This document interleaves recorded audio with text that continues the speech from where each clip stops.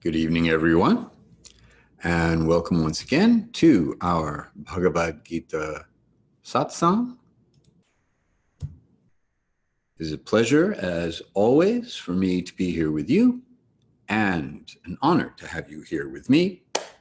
And as usual, I would like to make sure that I can be heard. So for those of you who are here, if you would be kind enough to raise your hands to indicate that you can hear the sound of my voice. Ah, very nice. Thank you very much. All right. I feel secure in the knowledge that you can hear me okay. It's always good. Let's take care of a little bit of our usual housekeeping.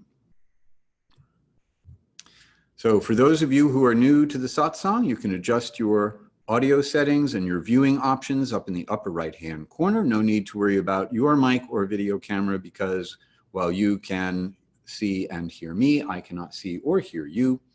However, I know you're out there, and if you would like to make yourself heard, all you have to do is type something into the Q&A. You can also use the chat box, and I have those up on my screen, so I'll keep an eye out for any questions or comments that you have during the course of our evening together. Our last class, we finished up chapter 11, the Yoga of Divine Revelation. Krishna, after revealing his universal form and then his four-armed form as Vishnu to Arjuna upon his request, returns to his beautiful, sublime, two-armed form. So we spoke about the significance of Krishna's two-armed, human-like form relative to the four-armed form of Vishnu and, of course, the form of how Krishna enters into the universe as time and is everywhere all at the same time. Arjuna's mental equilibrium has been restored now that the familiar form of his friend is back and his vision has been restored to normal vision as opposed to the divine vision that Krishna gave him to see the universal form. And we spoke a little bit about what it means to see Krishna as he is. So we finished the chapter with verses 50 through 55, and we move now into chapter 12, the Yoga of Devotion. This is the last chapter in the 6th chapter center section of the Gita that specifically speaks about devotional yoga, bhakti yoga. So Krishna is going to more or less wrap up his specific focus on that in this chapter, and this will then segue into more questions from Arjuna and the section of the Bhagavad-gita that is generally understood to be jnana yoga or knowledge yoga. So we'll begin with a discussion of a distinction between personalism and impersonalism. And I'll explain what I mean by these two terms as we go along. Arjuna is going to ask a very specific question that brings up this contrast between these two philosophical points of view. We'll speak a little bit about the way of the monkey versus the way of the kitten. What that means will also become self-evident. And a little bit about freedom from the cycle of birth and death. We will cover the first 7 verses of the 12th chapter. Before we proceed, we will chant our invocation mantra. For those of you who are new to transliterated Sanskrit with the diacritical marks, the dot over the M in Om indicates that we close the back of our tongue up to the soft portion of the back of the roof of our mouth at the same time that we bring our lips together in front. The bar across the A's indicates a long and open version of the vowel sound ah, as opposed to without the bar, which is a short sound ah. So I will chant You can chant back. Om Namo Bhagavate Vasudevaya.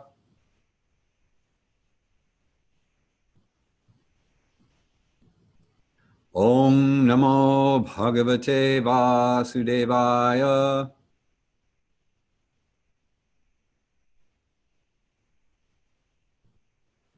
Om Namo Bhagavate Vasudevaya.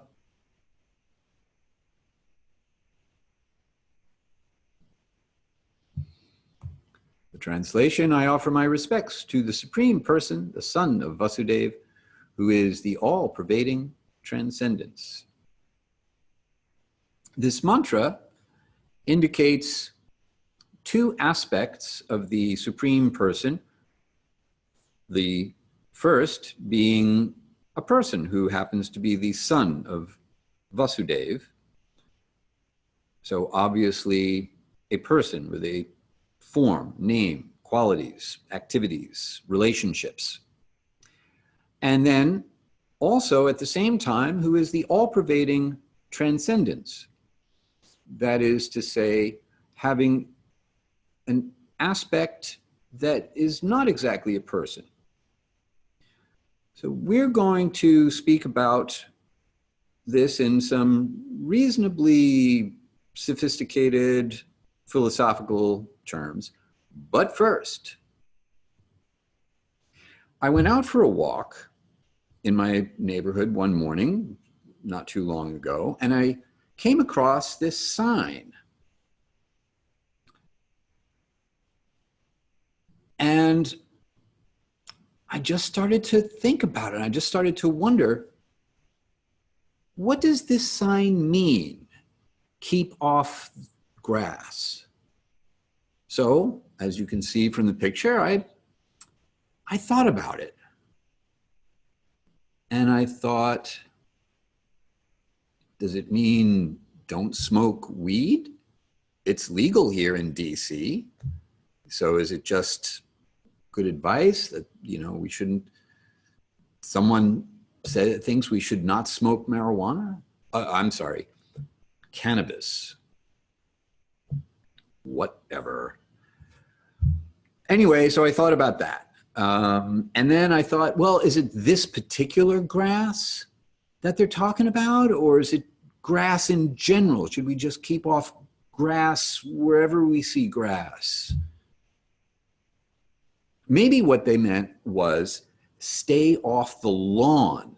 They weren't really talking about the grass, but rather the lawn. The lawn is kind of one thing, whereas the grass is like individual blades.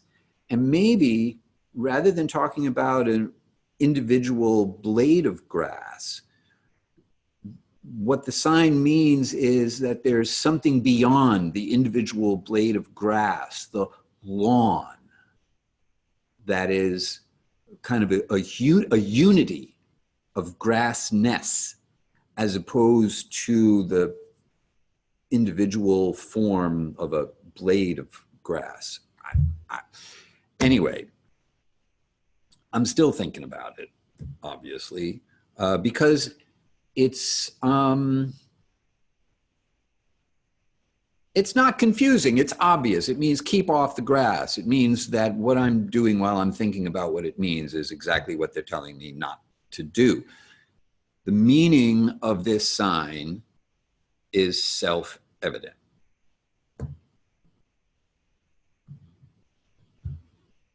Which brings us to last week's verse.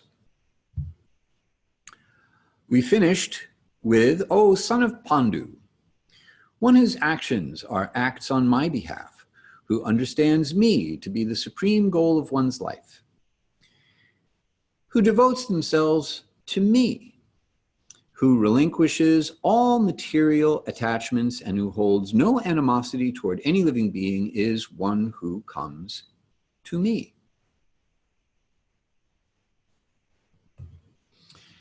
Here's the Sanskrit for this verse, and I want to look at it just because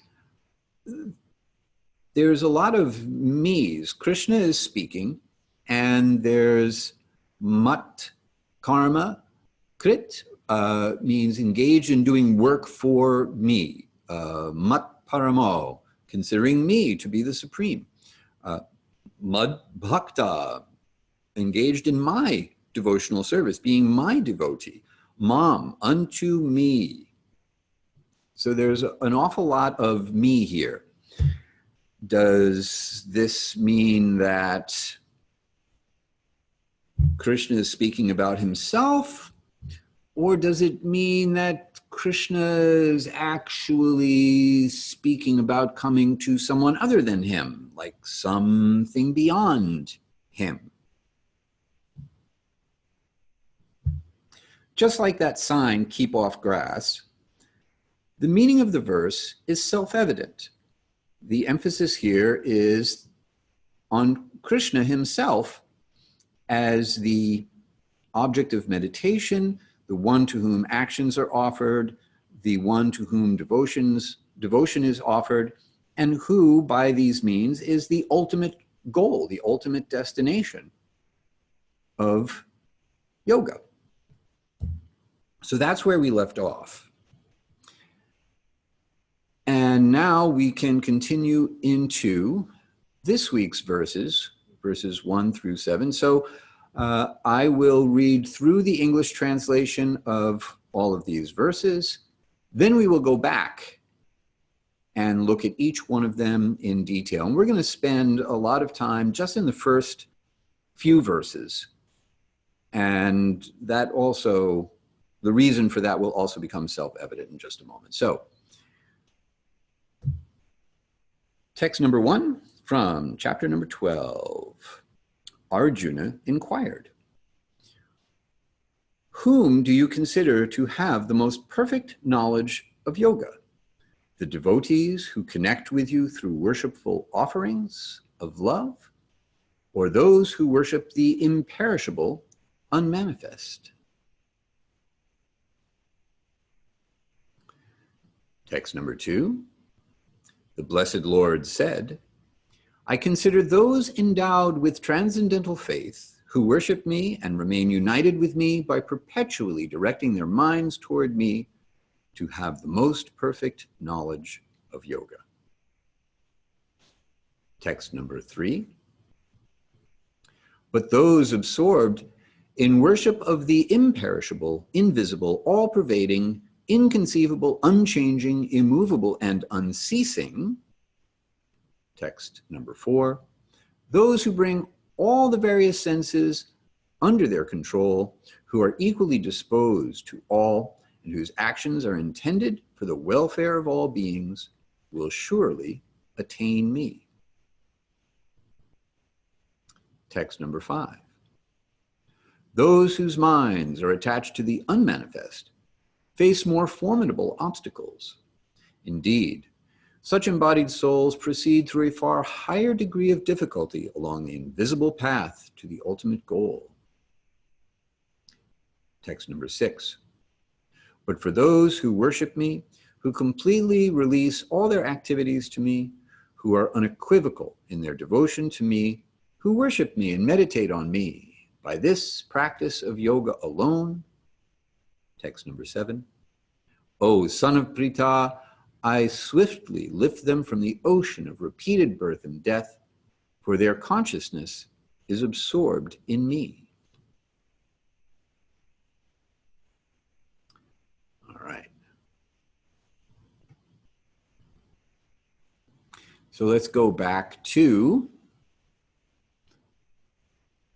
our first verse. And let me share my screen with you once again.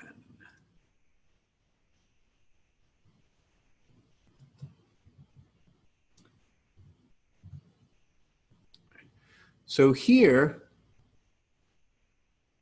hi Rhonda.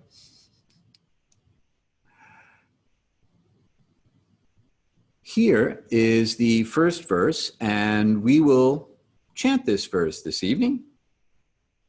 And I'll go through the transliterated Sanskrit once again, just to make sure we have all of our bases covered, for those of you who are new to chanting the transliterated Sanskrit, the letter C is always a CH sound. If you want a K sound, you get a K. If you want an S sound, you get an S. So the C is always a CH sound, like ch, as in the word uvacha, which is speech, uvacha, vocalized. The dot over the M we already spoke about, the bar over a vowel we also spoke about. A Y at the end of a word, instead of making an E sound, will make a Y sound that will then run right into the next word. A dot under an S indicates an SH sound, and a dot under an H at the end of a word, at the end of a line, indicates that the vowel that precedes it will be echoed back, and it will always be a short version of whatever that vowel is, even if the vowel is a long version of that vowel. So I think that takes care of everything in this verse. I will chant each line, you chant back. Arjuna uvacha evam satata yuktaye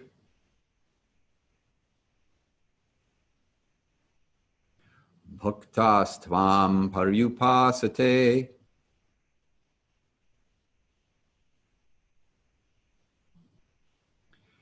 ye chapyaksharam avyaktam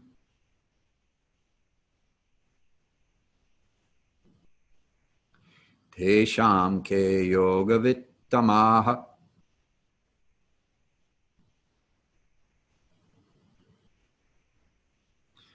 We'll go through it one more time. One thing I did forget in the pronunciation is that we pronounce each letter that we see. So if we see two T's together, then we hit the first T, slam on the brakes, and then proceed with the second T, as in the last word of this verse.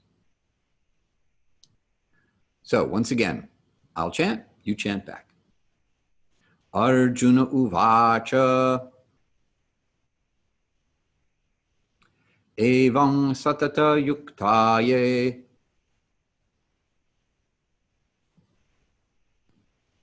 bhaktastvam paryupasate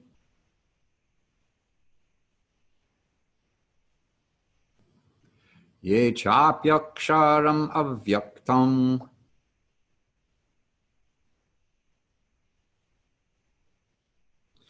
tesham ke yogavitamaha.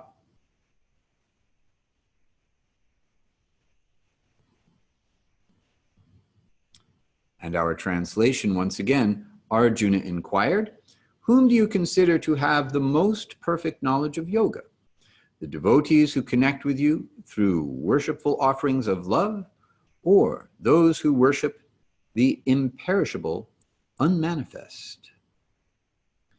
So, aksharam avyaktam is the Sanskrit for the imperishable, unmanifest, indicating Brahman, or the undifferentiated oneness of being. So you may recall from the 10th chapter a phrase very similar to satata yukta. Satata means always. Yukta is related to the word yoga, means linking or engaged, indicating the highest position of unions, from the same root word yuj, or to yoke, to connect together. So satata yukta means always engaged, always linked.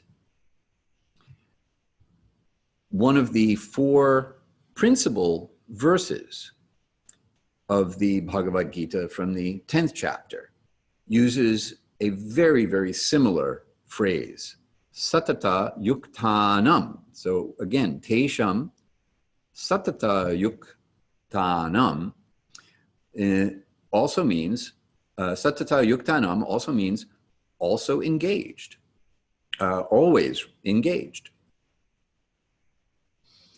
The translation of this verse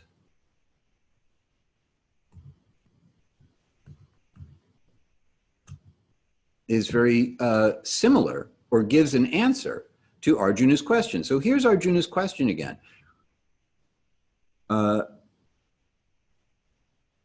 The phrase he uses when he asks which has the more perfect knowledge of yoga is the devotees who connect with you through worshipful offerings of love. And in this 10th verse of the 10th chapter, Krishna says, those who are always associating with me or engaged with me through offerings of devotional affection, I illuminate the path by which they can come to me. So this is a kind of special dispensation. Oh, click to add title. I don't think I really need a title on this slide. Off you go. So what does Krishna mean when he says me? Well, if we take the verse to be self-evident, the meaning clear based on simply it means what it says, then he's talking about himself, the person, Krishna, who appears before Arjuna in his sublime human-like two-armed form.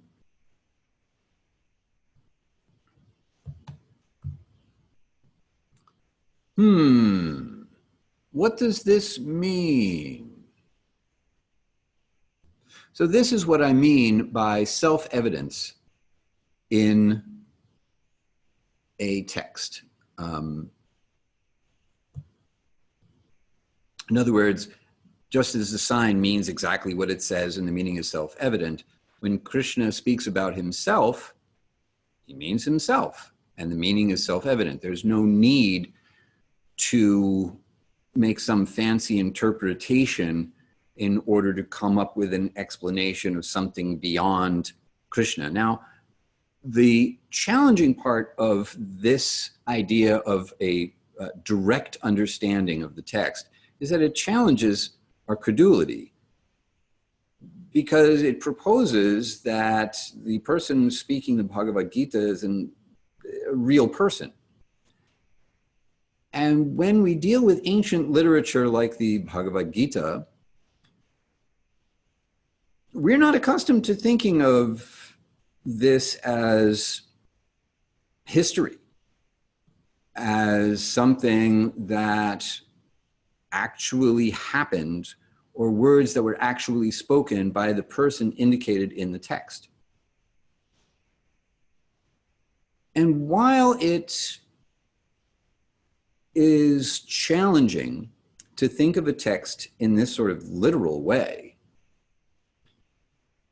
what I would like to do is spend a little bit of time playing with the alternative just to see what makes the most sense, what seems to be the most natural kind of understanding. So let's first take a closer look at the words satata yuktanam, or the same phrase that we get or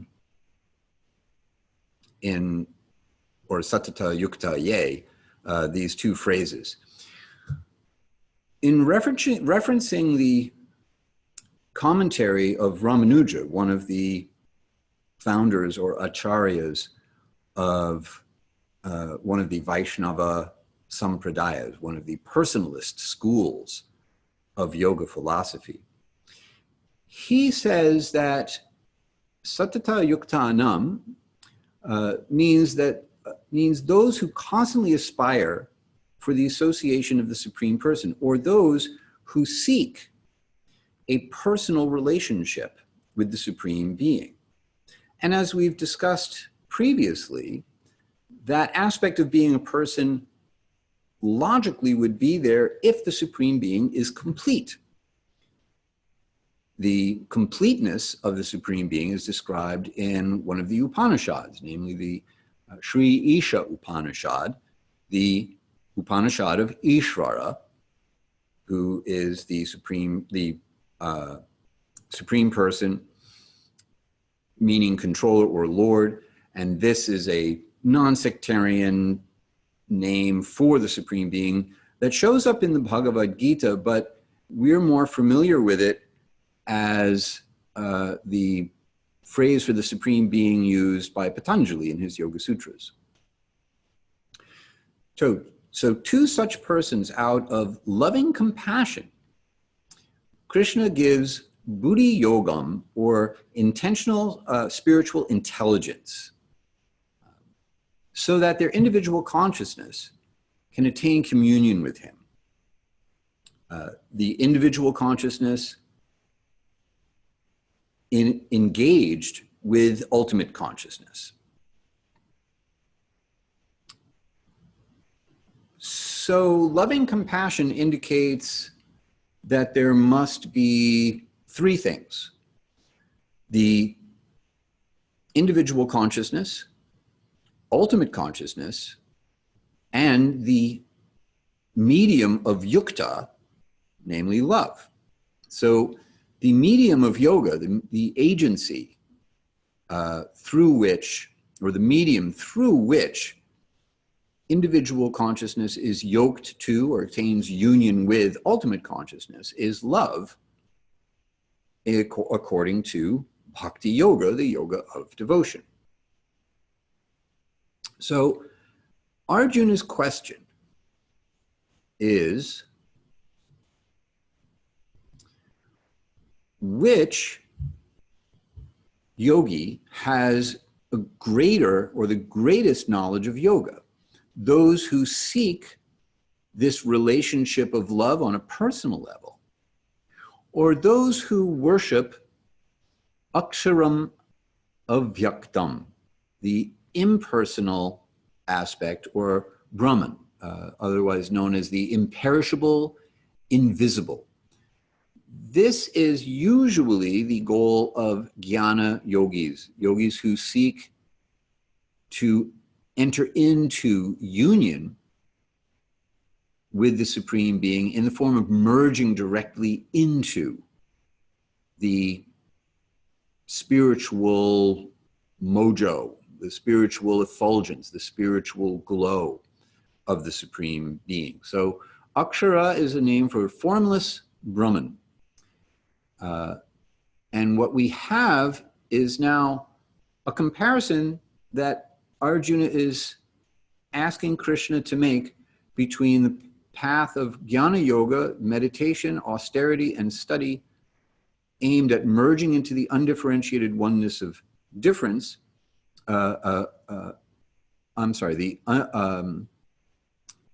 oneness of being, and bhakti yogis who approach the form of Bhagavan, the Supreme Person, to engage in a relationship of love. So we'll take a closer look at this phrase, aksharam avyaktam, and some commentaries that are associated with it.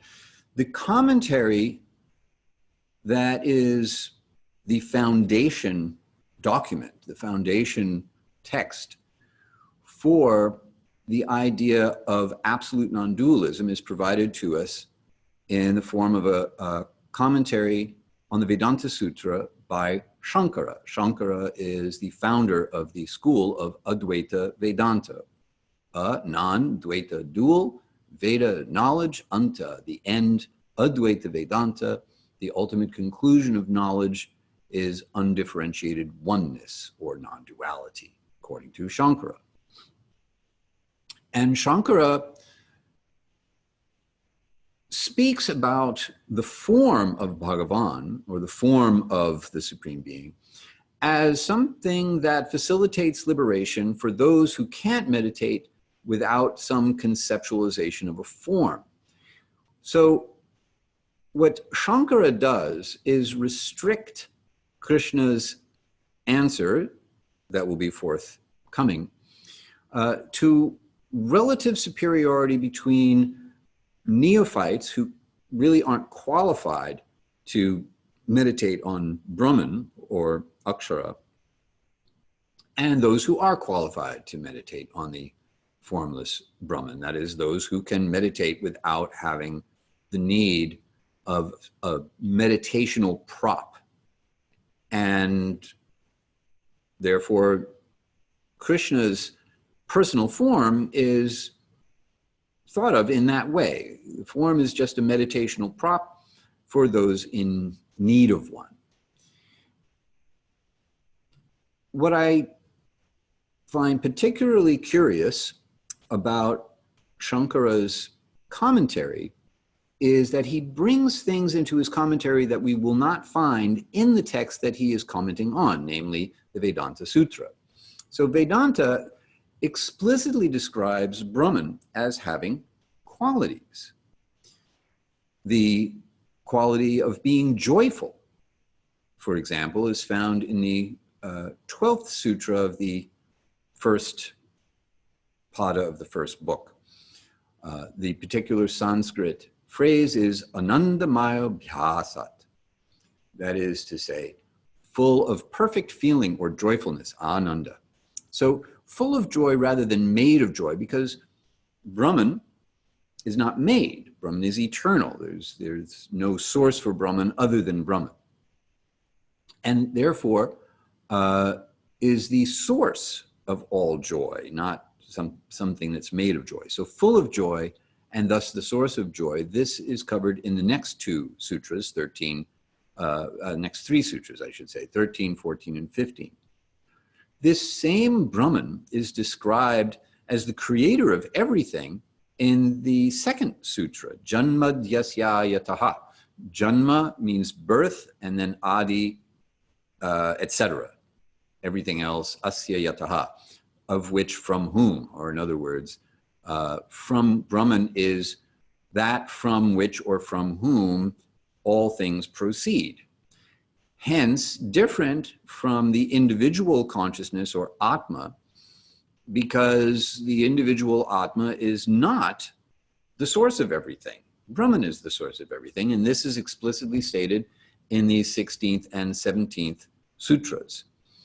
So, in order to establish Brahman with no qualities and absolutely non-dual, Shankara has to impose an interpretation. And that interpretation is that the illusory difference between individual consciousness and supreme consciousness only exists in a lower level of reality, where there's a superimposition of illusion on Brahman. So we have a lower Brahman, but in the higher level of reality, or higher Brahman, the illusion of difference ceases to exist. So now, here's the thing, and you can look this up. You don't have to take my word for it. The Vedanta Sutras do not contain any reference to a higher and lower Brahman. There's only one Brahman. So what Sankara does here is introduce a two-tiered system of conceptualizing reality, a duality, in order to support a philosophical proposition of absolute non-duality, which means you have an internal contradiction. The Sanskrit phrase Saguna Brahman indicates absolute reality with qualities. And in the case of the Bhagavad-gita, that would be Krishna. But according to Shankara, Saguna Brahman is not a transcendental form, but rather Brahman with a material overlay, that is an overlay of the quality of goodness, of the three qualities of material nature.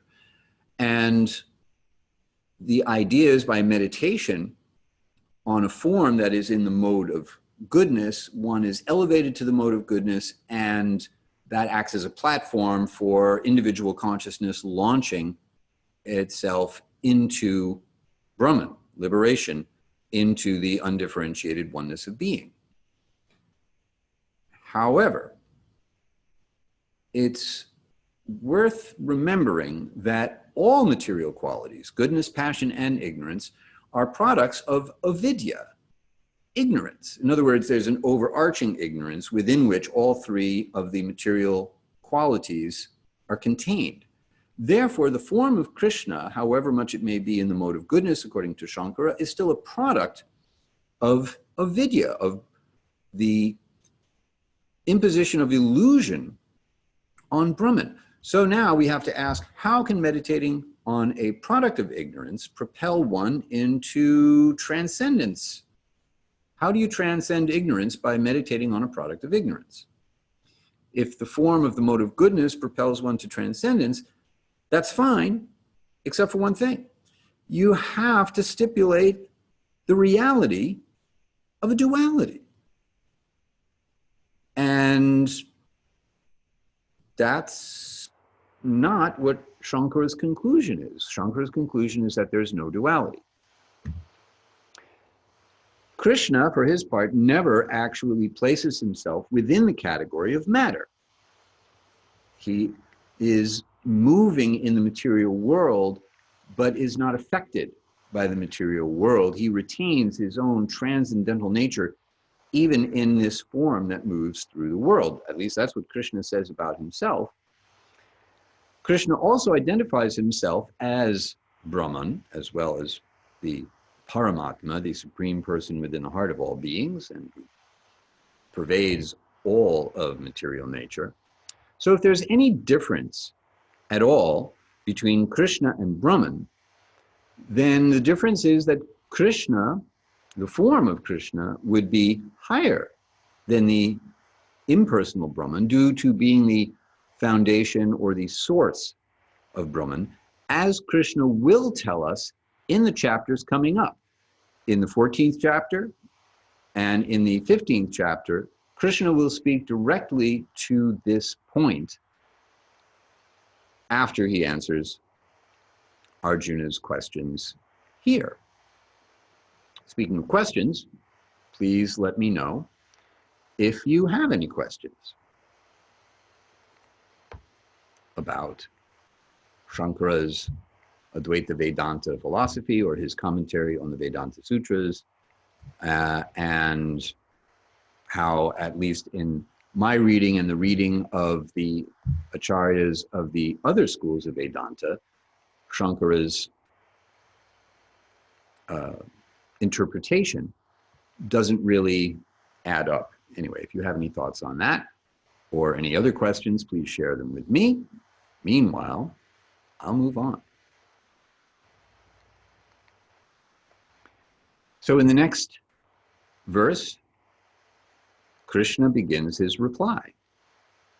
The Blessed Lord said, I consider those endowed with transcendental faith who worship me and remain united with me by perpetually directing their minds toward me to have the most perfect knowledge of yoga. Once again, that's a pretty straightforward answer. Arjuna asked, who has the most perfect knowledge of yoga? And is it this kind of yogi or that kind of yogi? And Krishna's direct answer is one who has faith and worships me and remains united with me by meditating on me. That person has the most perfect knowledge of yoga. Now, Krishna will elaborate a little bit on the specifics of Arjuna's question. In the next verse, he says, but those absorbed in worship of the imperishable, invisible, Akshara, Brahman, all-pervading, he goes on, imperishable, invisible, all-pervading, inconceivable, unchanging, immovable, and unceasing. So these are all descriptions of Brahman, or absolute reality. Those who bring all the various senses under their control. we find this in Jnana Yoga and also in Patanjali's Ashtanga Yoga, which is to say that the senses are understood to be the extensions of the mind, and the mind is the reservoir of the senses. Therefore, in order to bring the mind under control, the senses must be brought under control. Therefore, a yogi who is engaged in pursuing merging into the undifferentiated oneness of being, understanding Brahman, having a realization of Brahman, has to be very strict about controlling their senses. Hence, there's a high level of austerity involved in controlling the senses so that the senses can be turned inward, pratyahara, turning the senses inward, who are equally disposed to all. Someone who has no enemies, someone who also is unwavering in any circumstance, who's steady,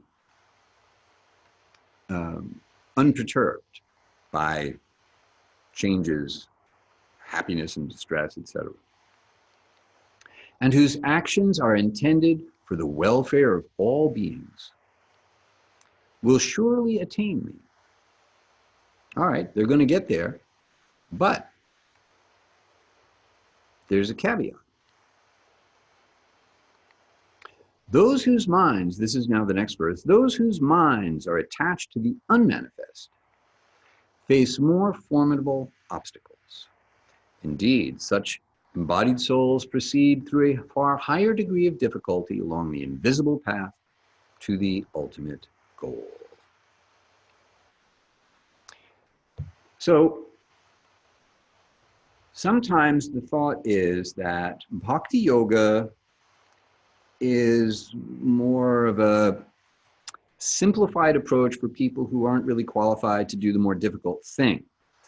And there's a certain sense to this. If you are, say, an Olympic athlete, an individual athlete competing in a ice skating or platform diving or something like that, then the degree of difficulty of what you attempt to do, and then how well you do it, is combined to factor into your score. But the objective is not to do a difficult thing, even to do it super well. The whole reason you try to do something with a high degree of difficulty is so you can win a gold medal. Well, what if you can win a gold medal doing something that's easier? Which is greater? Achieving the ultimate goal the easy way, or achieving the ultimate goal the hard way? Do you want to achieve the ultimate goal quickly and with help? Or do you want to achieve the ultimate goal and make it a long, hard slog and you just do it yourself?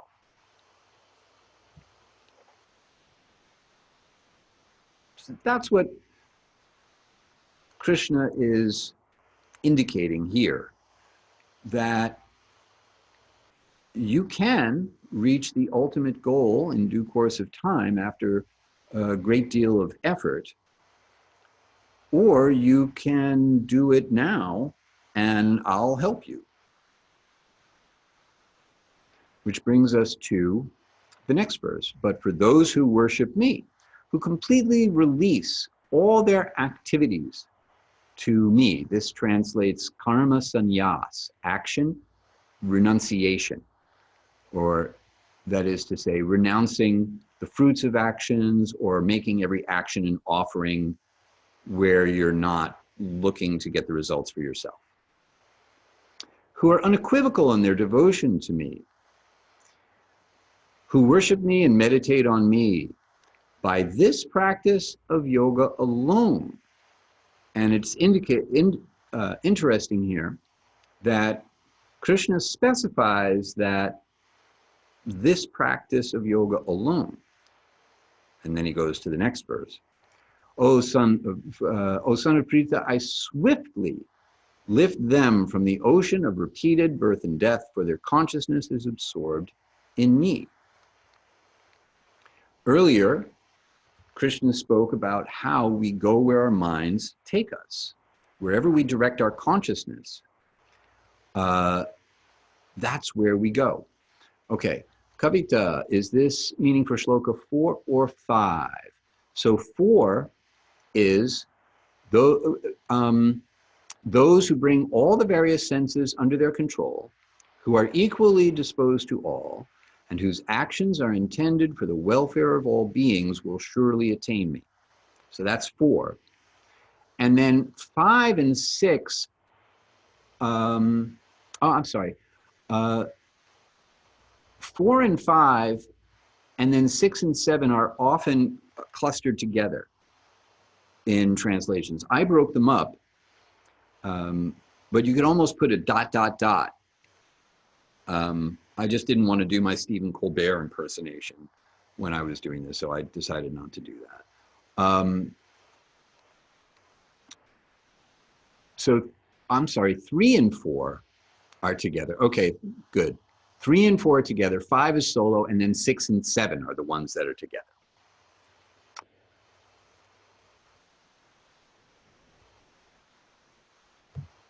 So this brings us to monkeys and kittens. And this is kind of a classic traditional example of these two different paths, the path of individual effort or the path of getting help. A baby monkey separated from its mother will run around and look for its mother, and then upon finding the mother will then climb on and hold on, and the mother will go about doing her thing, and it's up to the baby monkey to hang on to the mother. A kitten will not do this. If a kitten is separated from its mother, it will stay in one place and call out for its mother, mew, mew, mew.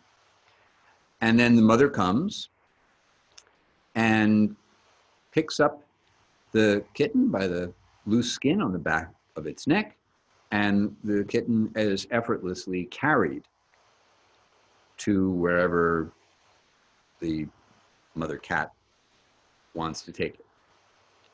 So, similarly, those who take the more difficult path of trying to reach Brahman, or the absolute truth, on their own effort, compared to the monkey who searches for its mother and then, by its own effort, hangs on once she's found. Whereas the kitten is more like the bhakti yogi who simply calls out by way of kirtan, mantra meditation, to the Supreme Person, who then is who then swiftly lifts them out of the ocean of repeated birth and death. Now, one who is engaged in devotional yoga is not really all that concerned with liberation from the ocean of birth and death. That just is a nice fringe benefit. What they're concerned with is simply being of service wherever the Supreme Person wants them to be. Wherever the Supreme Person takes them, they are happy to go there and render service there. So if it's in the spiritual realm beyond the ocean of birth and death, that's fine. If there's some service to be done within the realm of birth and death, that's also fine, because someone who is transcendently situated in samadhi, or unbroken engagement through meditation, through devotional activities, etc., such a person is transcendently situated, and therefore, even when moving through the material world, remains unaffected by the material world, just as Krishna himself moves through the material world without being affected by the material world. In other words, you gain realization or remembrance of having the same spiritual qualities as the spiritual source of which you are a part. You don't have the same quantity of power. You're not the creator of the world, but being fully situated in transcendence means being fully cognizant of one's spiritual condition as eternal, as having complete knowledge and perfect feeling, ananda, bliss. So let's do a quick recap and look back at something that we looked at earlier in our satsang. So back in the 6th chapter, the last verse of the 6th chapter, Krishna segues into this section on devotional yoga by really giving Arjuna the answer to the question he is asking here in the 12th chapter. And of all types of yogis, those who always abide in me, think of me within themselves, and with complete faith engage in devotional service to me, are most intimately united with me in yoga, and in my opinion are the greatest of all. So there are 3 aspects of the absolute truth that Krishna calls out in this verse. Always, those who, 1, always abide in me, that is to say, those who are situated in Brahman. The 2nd, think of me within themselves. This is the Param Atma, the Supreme Person within the heart of all beings. And then 3rd, engage in devotional service to me, the personal relationship of love. What Arjuna is asking here is not about the Paramatma, the localized aspect within the heart of all beings, but rather a comparison between those who always abide in Brahman, in the impersonal aspect of Krishna, or those who engage in devotional service to the personal aspect of the absolute truth. Of those, which is a higher state of knowledge. So on this diagram, we have a ladder, yoga ladder. And we go from animal life to human life within the material sphere, where the goal is the fulfillment of material desires, and we step over the line into yoga, where the goal now is realization of transcendental knowledge, our true nature. So once we step out of the realm of material nature into the realm of spiritual nature, then through our practice of yoga, we approach 3 features of the absolute: Brahman, Paramatma, and Bhagavan, the undifferentiated oneness of being, the localized aspect within the heart, and the personal form of the Supreme Person. Jnana Yoga, the yoga of knowledge, the pursuit of an intellectual insight that catapults one beyond the realm of reason, logic, and such like that. The goal, the ultimate goal, is understood to be Brahman realization. So that's what Arjuna is asking about, and so far as the second half of his question is concerned. The Ashtanga yogis meditate on Paramatma, Ishvara, the Lord within the heart. The Bhakti yogis actually cover all 3, because there is realization of Bhagavan, the personal form of the Supreme Person, and at the same time, one becomes cognizant of the other 2 features, because those 2 features are contained within the 3rd feature, Bhagavan. So there's a kind of hierarchy in transcendence, insofar as Krishna's explanation in the Bhagavad-gita seems to indicate.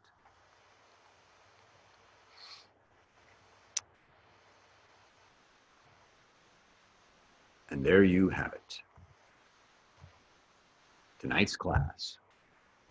The yoga of divine, no, that wasn't tonight's class. That was last week's class. Tonight's class was the yoga of devotion, beginning chapter 12, Arjuna's questions on personalism or impersonalism, and which is the higher understanding.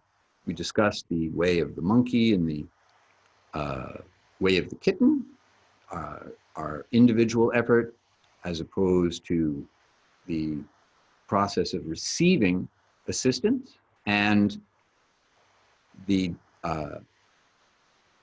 devotees, the bhakti yogis' attitude with regard to freedom from the cycle of birth and death, and Krishna's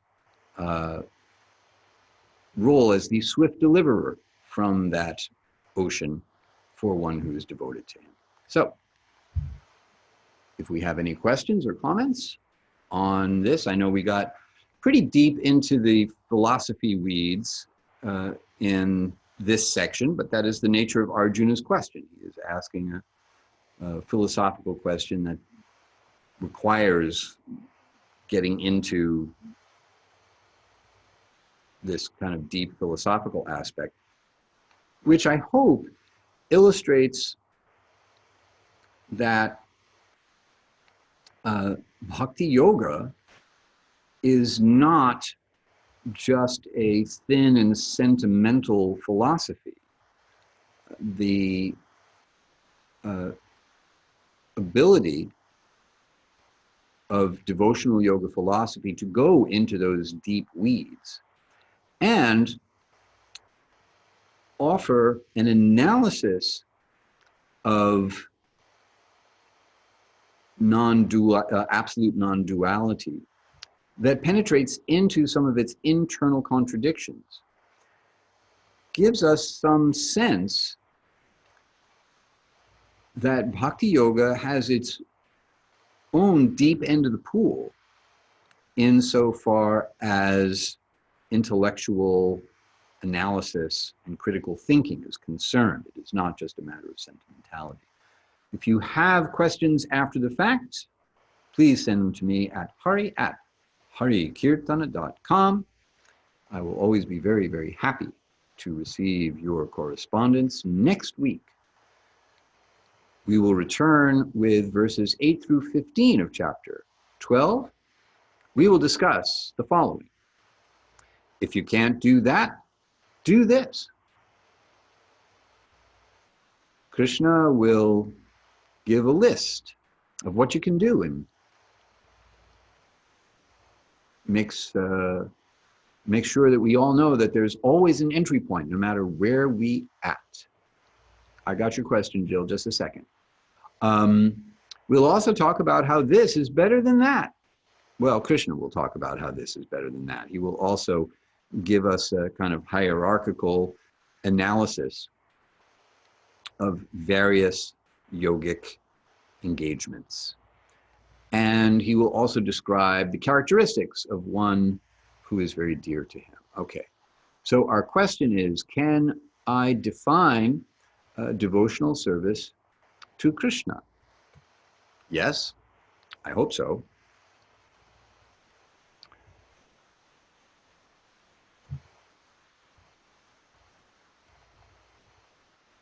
So, devotional service to Krishna, I'll amplify your question a little bit. Pure devotional service is service offered favorably. That is to say, motivated by attraction or affection, or at a higher stage, even deep, intense love. Service where you think favorably of Krishna, that does not have any ulterior motive to it.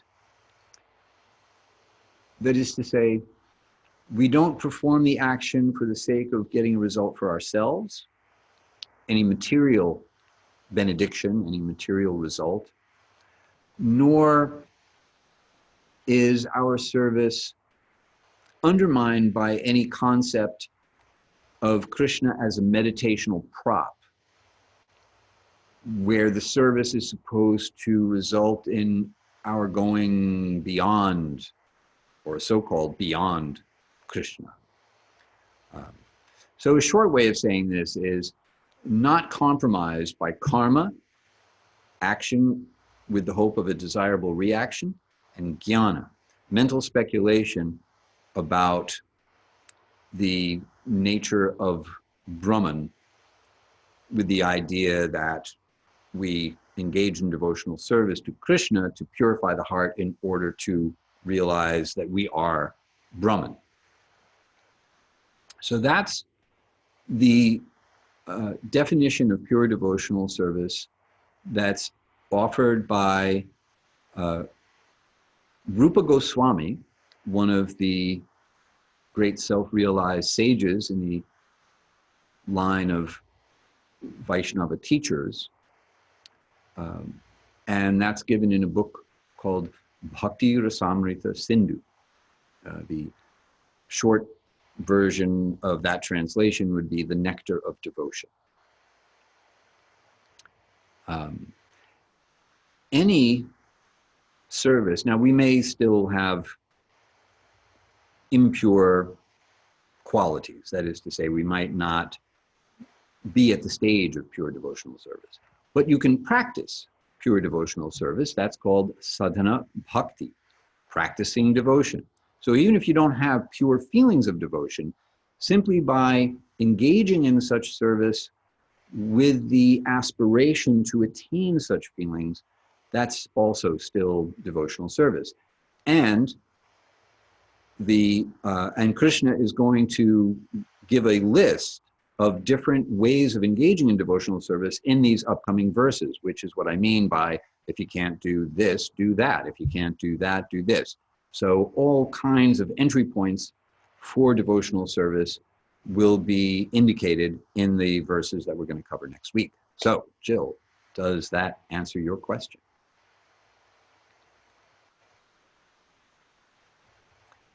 I'm going to trust that Jill's going to say yes. Or at least I hope so. Anyway, while I sit on the edge of my seat, waiting for Jill to, there we go. Okay, you're welcome. That's all, folks. Thank you for staying an extra few minutes so that I could give a detailed answer to the question, what is the definition of devotional service to Krishna? Thank you very much for hanging with me. I am always very, very honored by your presence here, and I'm very, very happy to be spending my time with you speaking about the Bhagavad-gita.